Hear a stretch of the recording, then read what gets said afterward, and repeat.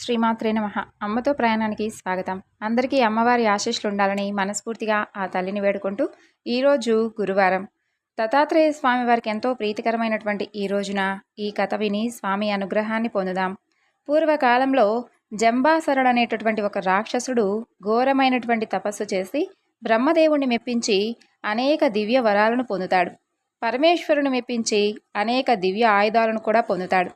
వాటి గర్వంతో సమస్త లోకాలు జయించాలని, సకల సంపదలు పొందాలని ఆశ కలుగుతుంది ఆ రాక్షసుడికి. ఇక మహారాక్షస సైన్యాన్ని 1,00,000 సంఖ్యలో సమకూర్చుకొని స్వర్గలోకాన్ని, మర్త్యలోకాన్ని, పాతాళ లోకాలపై దండయాత్రకని చెప్పి బయలుదేరతాడు. ముందుగా సరాసరి స్వర్గలోకాన్ని చుట్టుముట్టాడతాడు. తర్వాత దేవాసురులకు భీకరమైనటువంటి సంగ్రహం కొన్ని సంవత్సరాల పాటుగా జరుగుతుంది. జంబాసరుడు, అతని సైన్యము వరమహిమ వలన నానాటికి బలపడుతూ ఉంటే, ఇక దేవ సైన్యం మాత్రం రోజురోజుకి క్షీణించిపోతూ ఉంటుంది. చివరికి దేవతలు ఓటమి అంగీకరించి స్వర్గలోకాన్ని విడిచిపెట్టి పలాయనం చిత్తగిస్తారు. ఇక జంబాసరుడు స్వర్గ సింహాసనాన్ని ఆక్రమించి అధిష్ఠిస్తారు. అలా తలా ఒక దిక్కుగా పారిపోయినటువంటి దేవతలందరూ ఒకానొక పర్వతారణ్య ప్రాంతంలో గుమికూడతారు. అది వాలకిల్యాది మహర్షులు ఉండేటటువంటి అరణ్యం అన్నమాట. దేవగురువు బృహస్పతి కూడా అక్కడికే చేరుకుంటాడు. అలా అందరూ ఆ మహర్షులతో మంతనాలు జరుపుతూ ఉంటారు.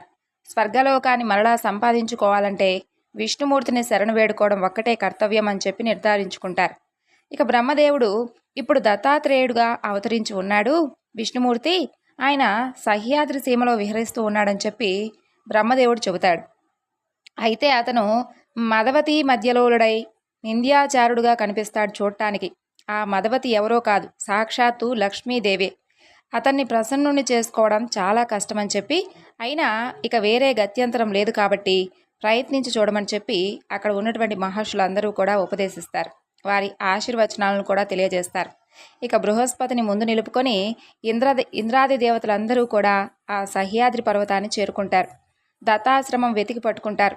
ఆశ్రమ మధ్య భాగంలో తీర్చిదిద్ది ఉన్నటువంటి చక్కని చలువ పందిళ్ళు, సుగంధ పరిమళాలు వెదజల్లుతూ ఉన్నటువంటి పూల తోరణాలు, బంగారు జరీ నగిషీలు పొదిగినటువంటి చాందినీలు, అలా మధ్య భాగంలో పద్మకర్ణికాకారంలో మెత్తని పూల తోరణాలతో దాని మీద దత్తాత్రేయుల వారు ఒక అందమైనటువంటి బామకు వీపు చేర్చి, ఎడమ మోచేయిని మరొక బామామని ఊరు బాగానమని ఇంకొక బామామని కూర్చొని ఉండగా, కుడి చేతిలో బంగారు చంపకంతో మరొక నారీలలామ అంటే లక్ష్మీదేవి ముందుగా తాను చవి చూసి రకరకాల మద్యాలను ఆ చపకంలోకి ఆరారగా నింపుతూ ఉంటుంది. దత్తయోగి మాత్రం అదే పనిగా దాన్ని సేవిస్తూ ఉన్నాడు. చుట్టూ చిన్న చిన్న వేదికల మీద కూర్చొని గంధర్వ అప్సరసల్లాంటి యువతలు అనేక మంది చక్కగా వాద్య విశేషాలు మృదువుగా శ్రావ్యంగా మ్రోగిస్తూ ఉంటారు. వాటితో శృతి కలిపిన విధంగా గీతాలు పాడుతూ ఉంటారు. వాటిని వింటూ ఒక్కొక్కప్పుడు తాళం వేస్తూ మరొకప్పుడు తాను కూడా గొంతు కలుపుతూ దత్తయోగి ఆనంద పరవశుడవుతూ ఉంటాడు. అవధులు దాటినటువంటి మద్యపానం వలన వశం తప్పినటువంటి ఆ శరీరం వదులుగా ఊగుతూ ఉంటుంది. ఎరుపెక్కినటువంటి కళ్ళు, బూరటెళ్ళినటువంటి బొగ్గలు, చెమట చిత్తడితో జిడ్డు చేరినటువంటి ముఖం, చేతి నుండి జారుతూ ఉన్నటువంటి ఆ యొక్క మదుపచకాన్ని నారీలలామ అందుకుంటూ ఉంటుంది. తానే స్వయంగా దత్తస్వామి నోటికి అందిస్తూ ఉంటుంది. అలా మెచ్చుకోలుగా ఆమెను పొదుపుకునేటటువంటి ప్రయత్నం చేస్తుంటాడు దత్తయోగి. వివశుడై ఆమె పైకి ఒరిగిపోతూ ఉంటాడు. అయితే అక్కడకు వచ్చినటువంటి ఆ ఇంద్రాది దేవతలందరికీ కనిపించినటువంటి దృశ్యం అది. అందరూ కూడా ఆశ్చర్యచకితులవుతారు. తర్వాత కన్నులతో సైగలు చేసుకుంటూ ఉంటారు. ఆశ్రమం అంతా కూడా సర్దుకుంటారు. కొందరు పద్మవితన్నిక చుట్టూ చేరుకుంటారు. దత్తయోగికి ఆశ్రమ వాసులందరూ కూడా అందరూ కనుసన్నల్లో మెనుగుతూ ఉండేవారన్నమాట. అయితే ఇంద్రుడు ఏం చేస్తాడంటే స్వయంగా దత్తయోగికి ఆంతరంగిక సేవకుడవుతాడు. కాళ్ళు పట్టడం దగ్గర నుండి అన్ని సేవలు భక్తి శ్రద్ధలతో వినయ విధేయతలతో చేస్తూ ఉంటాడు. అలా ఆశ్రమంలోకి ఇంతమంది సేవకులు ఒక్కసారిగా ఎప్పుడొచ్చి పడ్డారో, అక్కడికి అసలు ఎందుకు వచ్చారో కూడా ఆ ఆశ్రమంలో ఉన్న వారికి కూడా అంతు పట్టలేదు. అయినా ఎవరిని ఎవరు అడిగింది లేదు. అందరూ అందరితోనూ హాయిగా సేవలు చేయించుకుంటూ ఉంటారు, ఆనందిస్తూ ఉంటారు. అలా కాలం గడుస్తూ ఉంటుంది. అయితే ఒకనాటి ఉదయాన దత్తయోగికి ఇలాంటి సందేహం కలుగుతుంది. తన ఆంతరంగిక సేవకుడిని అడుగుతాడు. ఎవరు మీరందరూ? ఎందుకు మాకు ఇలా సేవలు చేస్తున్నారు? మీ రూపురేఖా విలాసాలను చూస్తుంటే దైవాంశ సంభవతుల్లా ఉన్నారు. మీ వినయ విధేయతలు, సేవా తత్పరతలు మమ్మల్ని ఆనంద పరవశులను చేసేలా గురి చేస్తున్నాయి. సేవలు చేస్తున్నారు, సంతోషమే. కానీ ఏం కోరి ఈ సేవలు చేస్తున్నారు? సేవలు చేయమని మీకు అసలు ఎవరు చెప్పారు? అసలు మీరు ఎక్కడి నుండి వచ్చారు? అలా దత్తయోగి ఇలా ప్రశ్నల పరంపర కురిపిస్తూ ఉంటే దేవేంద్రుడు మరింతగా చేరువకు వచ్చి సాష్టాంగ పడతాడు. తరువాత సన్నిధిలో నిలబడతాడు. చేతులు కట్టుకొని ఊర్ధ్వకాయాన్ని వినయంగా వినమ్రంగా రవ్వంత ముందుకొంచి తుంపురలు యోగేంద్రుడి మీద ఎక్కడ పడతాయో నేయమని చెప్పి తన అరచేతిని నోటికి గూడులా అడ్డం పెట్టుకుని బదులు పలుకుతాడు. దత్తయోగేంద్ర, అన్నీ తెలిసి ఏమీ ఎరగనట్లు మీరు ఈ విధంగా ప్రశ్నించడం చాలా విడ్డూరంగా ఉంది స్వామి. అయినా మీరు అడిగారు కాబట్టి నేను చెప్పక తప్పదు. మనవి చేస్తున్నాను స్వామి.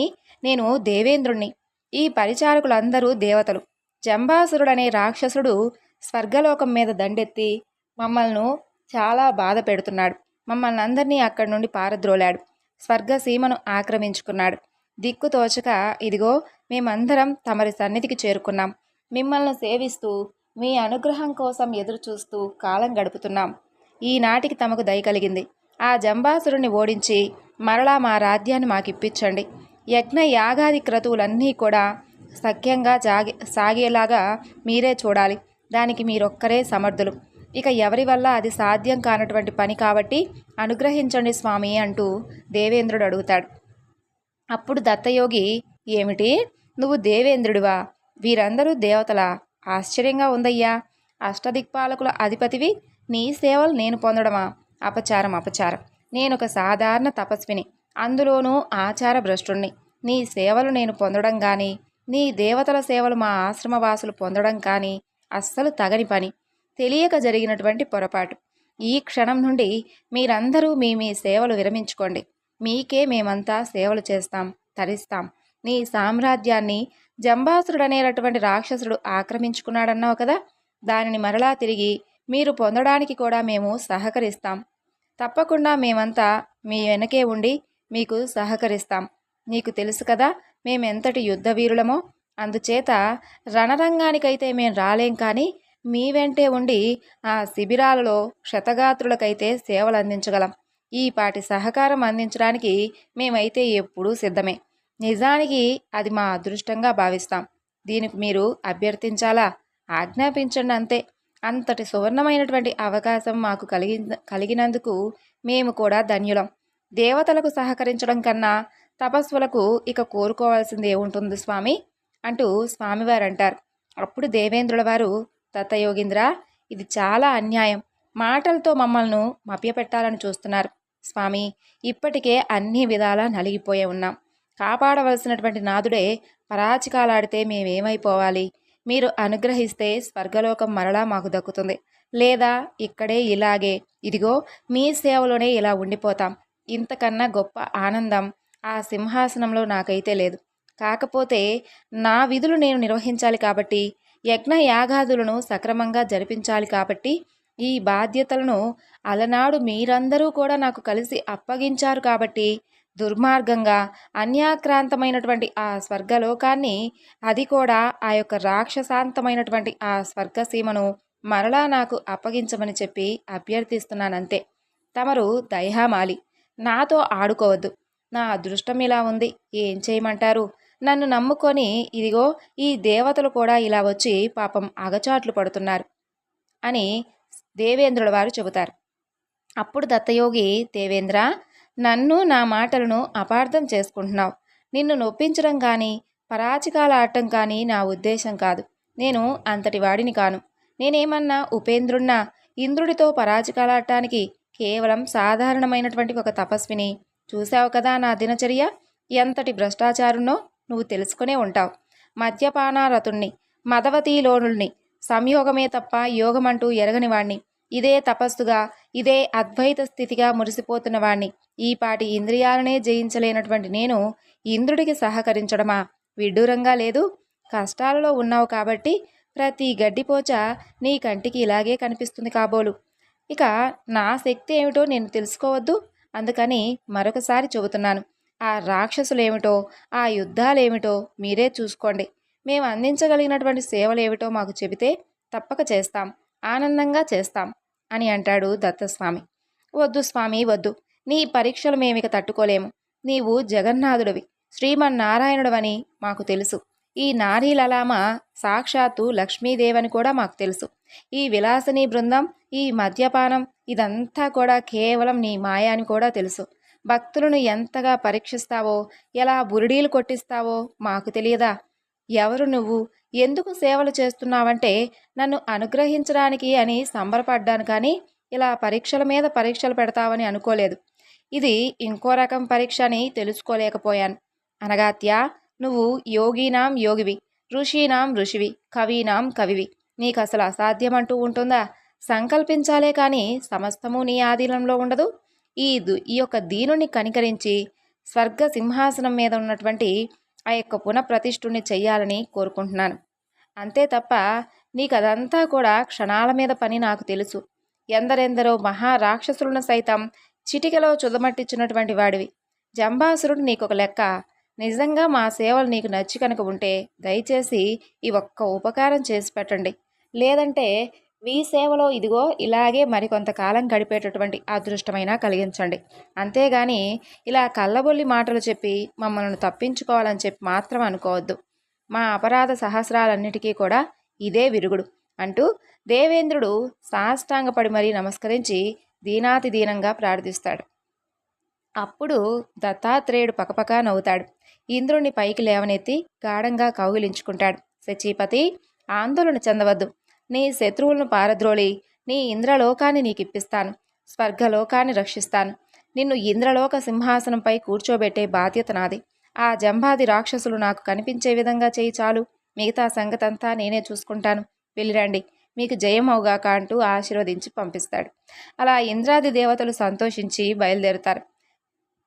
జగన్నాటక సూత్రధారి ఈ విష్ణుమూర్తి రాక్షస బాధలను తప్పించడానికి ఎప్పటికప్పుడు ఏదో ఒక ఉపాయం పన్నుతూనే ఉంటాడు.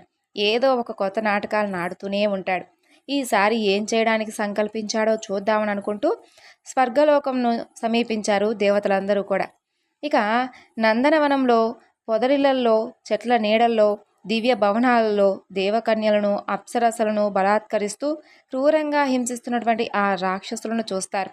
అన్ని వైపుల నుండి ఒక్కసారిగా చుట్టుముట్టి హై హై హే హే అంటూ దేవతలందరూ కూడా ఆ రాక్షసుల మీద విరుచుకుపడతారు. అలా రాక్షసులు కూడా సన్నద్ధులై తిరగబడతారు.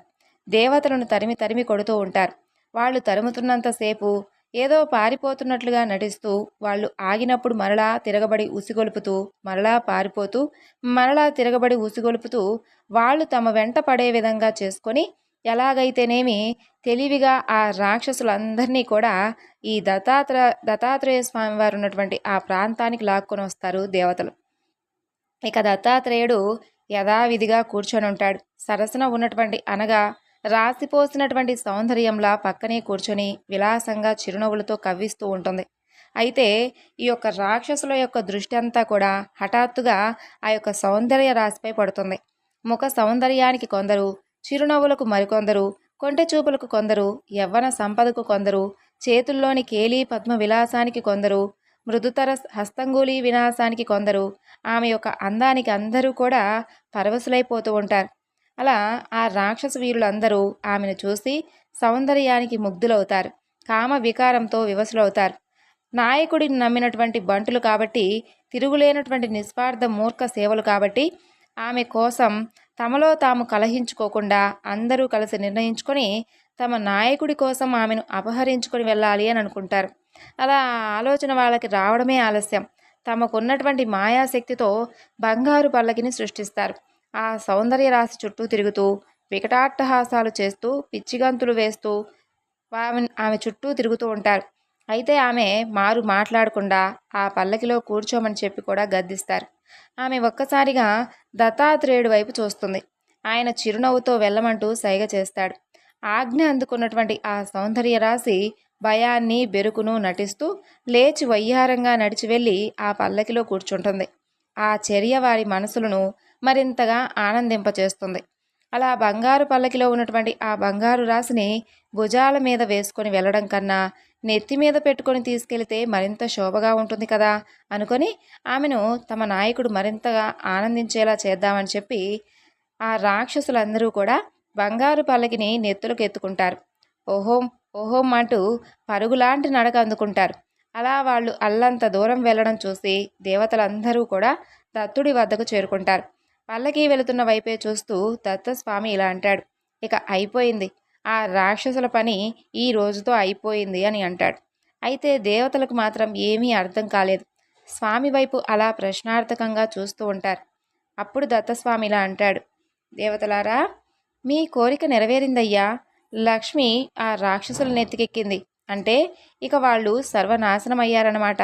ఇక వాళ్ళ దగ్గర లక్ష్మి నిలవదు. శరీరంలో 7 స్థానాలు దాటించి ఎవరైతే లక్ష్మిని నెత్తిపైకి ఎక్కించుకుంటారో వాడు మరుక్షణంలోనే దరిద్రుడవుతాడు.